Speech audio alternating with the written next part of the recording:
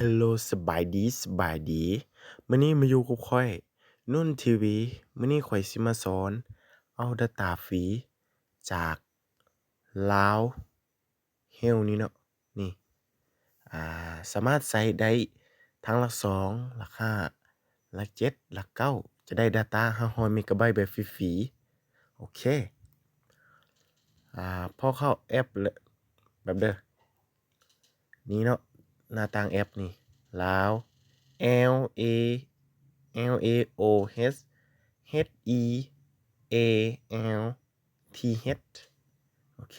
กดเข้าไปปึ๊บพอดาวน์โหลดแล้วให้กดเข้าไปแล้วก็เออๆไปที่นี่เนาะนี่ลงทะเบียนถ้าเบอร์ไผเคยลงทะเบียนแล้วให้ให้เข้าระบบถ้าเบอร์ไผยังบ่ทันได้ลงทะเบียนให้กดลงทะเบียนโอเคกดเข้าไปที่ลงทะเบียนถ้าเบอร์ไผยังบ่ทันได้ลงปึ๊บกดเข้าไปแล้วก็มันจะมาออกหน้านี้เนาะแล้วก็ให้เขียนชื่อและนามสกุลของเราเอง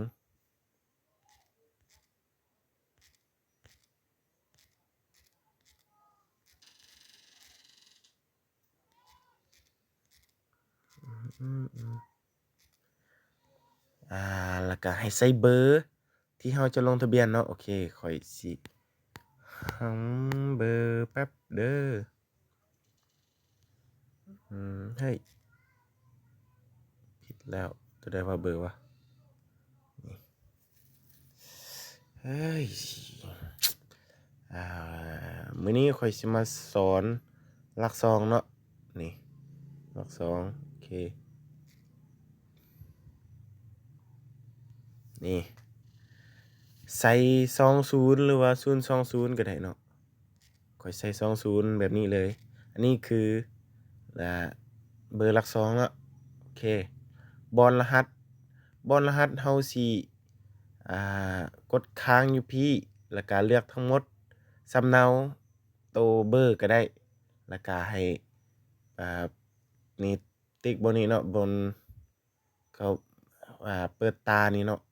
เปิดการมองเห็นปึ๊บแล้วก็ให้กดค้าง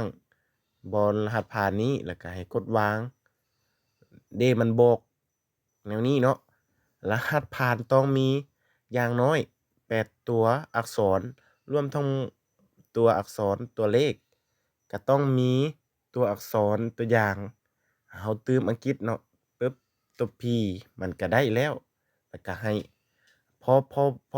อมันเป็นแบบนี้เนาะแล้วก็ให้เปิดรูปตานี้เนาะโอเคปึ๊บแล้วก็ให้ไปที่รหัสนี้แล้วก็ให้กดค้างไว้แล้วก็เลือกทั้งหมดแล้วก็สำเนาแล้วก็ให้ไปที่อ่ายืนยันรหัสผ่านให้กดค้างไว้แล้วก็กดวางโอเคได้แล้วแล้วก็ให้เลือกแขวงเนาะแป๊บเด้อแล้วก็ให้เลือกแขวงเราอยู่เนาะโอเคข้อยอยู่แขวงอัตตปือเมืองก็เมืองซานไซปึ๊บโอเคแล้วก็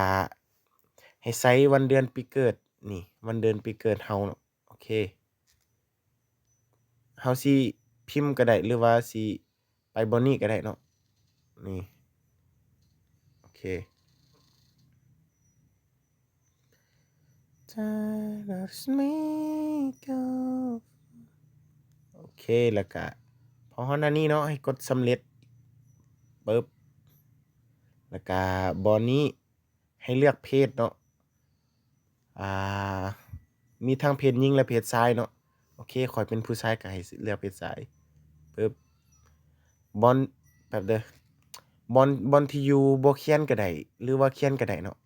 แต่ว่าข้อยสิบ่เขียนโอเคแล้วก็ให้ใส่รหัสอ้างอิง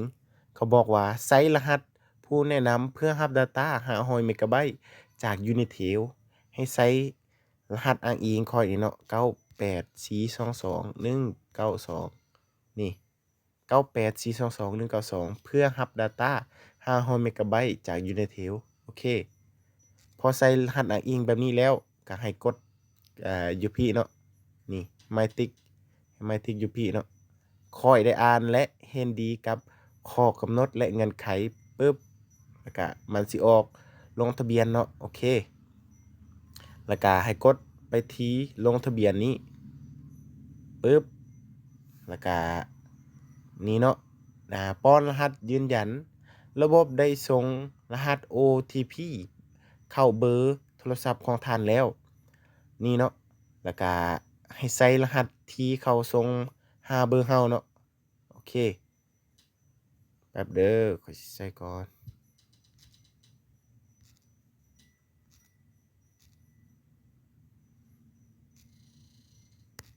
โอเคพอใส่รหัสเราแล้วก็ให้กดยืนยันนี้หลังจากนั้นจะถ้าประมาณบ่ฮอดนาทีเนาะมันจะได้เลย data โอเคกดเข้าไปยืนยัน